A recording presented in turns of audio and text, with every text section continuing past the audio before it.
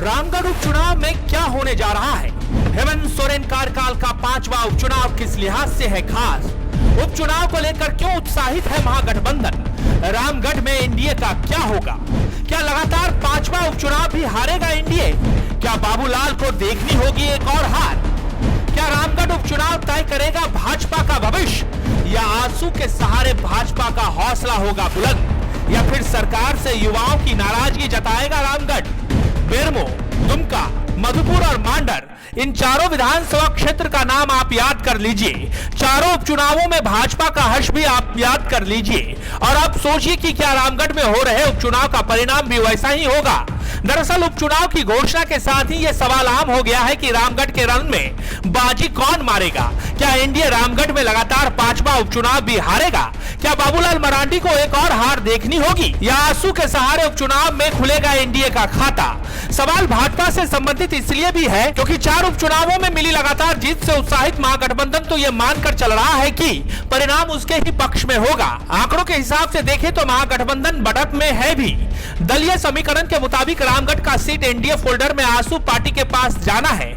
चर्चा यह है कि गिरिडीह के सांसद और सुदेश महतो की पार्टी आंसू के नेता चंद्र प्रकाश चौधरी की पत्नी सुनीता चौधरी एनडीए की साझा उम्मीदवार होंगी। दूसरी तरफ महागठबंधन फोल्डर से कांग्रेस पार्टी के पूर्व विधायक ममता देवी के पति बजरंग महतो यूपीए के साझा प्रत्याशी होंगे। हालांकि अब तक इन दोनों के नामों पर आधिकारिक मुहर नहीं लग पाई है। इससे इतर उम्मीदवारों से ज्यादा रामगढ़ में नाक की लड़ाई बाबूलाल मरांडी और मुख्यमंत्री हेमंत सोरेन के बीच का है। बाबूलाल के लिए क्यों है प्रतीक्षा का सवाल? इसे आप ऐसे समझिए, 2019 के विधानसभा चुनाव में सत्ता से दूर हुई भाजपा बाबूलाल मरांडी के सहारे अपनी स्थिति मजबूत करना चाहती है। यह संदेश बाकी नेताओं और कार्यकर्ताओं के बीच मजबूती से जाए, इसके लिए नेता प्रतिपक्ष की कुर्सी को त्याग बाबूलाल मरांडी को विधायक दल का नेता का पद सौंप रखा है।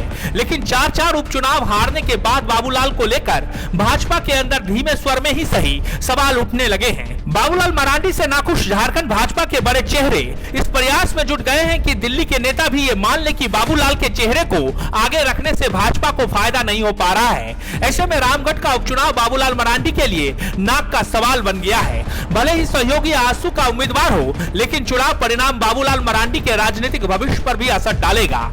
सीएम हेमंत सोरेन के लिए रामगढ़ उपचुनाव नाक की लड़ाई है। वजह है कार्यकाल का 3 वर्ष पूरा होना। 3 वर्ष पूरा होने के बावजूद युवाओं से किए वादों को अधूरा रहना रामगढ़ में मुश्किल कर सकता है। मौजूदा समय में नियुक्ति नीति तक नहीं है, युवा संशय की स्थिति में है। 5 लाख नौकरी का वादा तो छोड़ ही दीजिए, नियुक्ति वर्ष भी जुमला ही साबित हुआ। ऐसे में युवाओं की ये नाराजगी हेमंत सोरेन पर भारी पड़ सकती है। रामगढ़ में किसका राज होगा, ये तो आगामी 2 मार्च को स्पष्ट हो जाएगा। फिलहाल इतनी स्पष्टता तो जरूर है कि इस बार चुनौती सिर्फ एनडीए के लिए नहीं बल्कि यूपीए के लिए भी है। सालों से मेडिकल एग्जाम प्रिपरेशन के लिए झारखंड में है सिर्फ एक नाम, बायोन, जिसने दिए हैं highest number of selection from Jharkhand in NEET 2022। और अब बायोन लेकर आए हैं नीट 2023 में अपीयरिंग स्टूडेंट्स के लिए सुनहरा मौका। ज्वाइन करें 4 months crash course starting from 9 January 2023. Enroll now. Biome, a leading institute for pre-medical exam. TheFollowUp.in.